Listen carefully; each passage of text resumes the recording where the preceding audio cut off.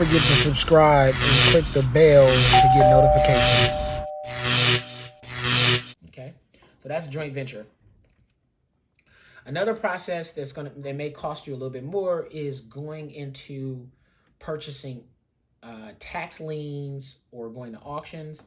Another one is being a realtor or a broker. That requires some additional education, some schooling, and some licensures and tests. Becoming a home inspector, that might require some additional education. Becoming an appraiser, that may require some additional education, as well as being a loan officer. So that's about 10 things that you can do to jump into the real estate investing world. So I have a follow-up question. The first item you mentioned was about wholesaling.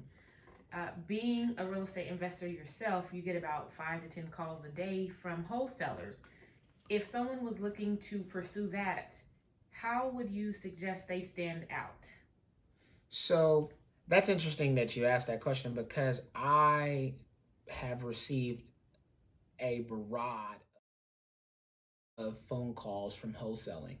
So one thing I would suggest for a person that's going into the wholesaling world is the letters, those letters that are mailed out, those signs, the bandit signs that says, hey, we buy houses, various different social media platforms where you're actually following hashtags. So that's a big thing today, is following hashtags. So if you put in a search engine various different hashtags for real estate, wholesale, buy, I'm a buyer, real estate investors, various different hashtags that you can go in, and you can find and identify people that are looking forward to hearing from you.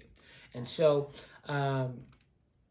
the skip tracing process, where people are gathering phone numbers and calling people on random, to break the barrier, you're going to want to try to identify what is it and how a relationship can be built in order for us to further do business, even if I'm not interested in selling the current property that you're calling for. So it's not all about trying to, ease your way into the door. It may take a little bit of work for some people. I would definitely suggest not using a script, being comfortable with having a conversation, identifying how you can be beneficial for the person that you're calling, as well as, even if it's not that particular deal, because you may be calling about one particular property, but that person may have 10 properties. My situation, I've had several, like I said, a barrage of calls, and some have made it past the get off my line, or who are you, or you've got the wrong number, or why'd you call me when you already know all of this information? So some have made it past that point, to the point of where I'm now a resource for them and they're a resource for me. And so you have to find a way to make it mutually beneficial for both parties in wholesaling. Okay, that's good information. So let's jump into finding deals. So that's one thing that you're really good at. You have a couple properties in your portfolio right now. So what are some of the things that you look for? How do you analyze and know that something is a good deal as opposed to something that you should keep walking past? So there's a known saying when you're looking, even in stock markets, buying low and selling high, right? So that concept rings true even in the real estate game, right? If you see a property, just like within the wholesale process, if you see a property that's listed on the MLS, that's up for auction, or that you may even know the individual. And so a lot of these things I'm talking about are things I've utilized in terms of buying property. So I've used MLS.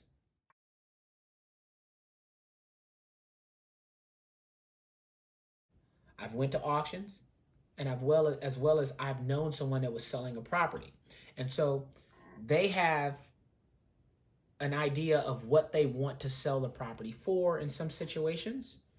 And on the MLS, they clearly have it listed as what they believe their property is worth. So what I do is I do a 2-mile radius most realtors, they'll tell you, and in terms of sales, they'll do a 1 mile radius. I do a 2 mile radius. And the reason I do a 2 mile radius is because I'm kind of unique in how I design or renovate properties when I'm in the fix and flip area or world. And I'll talk a little bit about how I would analyze rental properties too. But finding an undervalued property, and something that Dave Ramsey had even said, find the worst house on the best block. So if you find the worst house on the best block, that's going to give you some great comps, because everything else that sells around that particular house is going to be valued way higher than your particular property. So when I go into properties, I look to see if the as-is value, which may be on Zillow or Realtor.com, when they're telling me an as-is value, I look to see if that as-is value is higher than my purchase price. So I'll give you an example of a property. Bought a property from the auction, paid $55,000 for this property. But before I bought the property, I put in the address into the search engine, and on several sites, the as-is value yielded $120,000.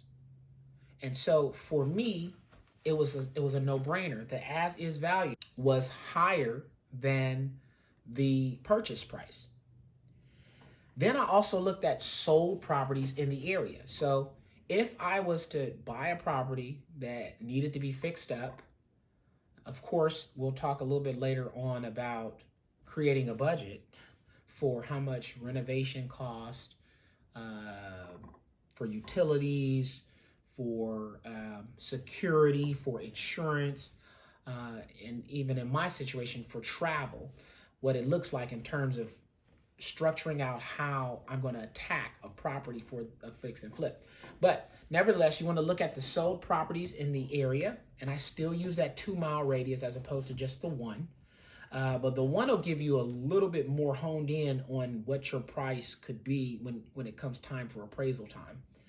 And then I also look at current property trends, how long properties are on the market in that particular area where I'm going to buy.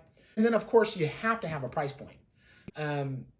You don't want to chase a price, because chasing a price can have you where your profit margins completely diminish, okay?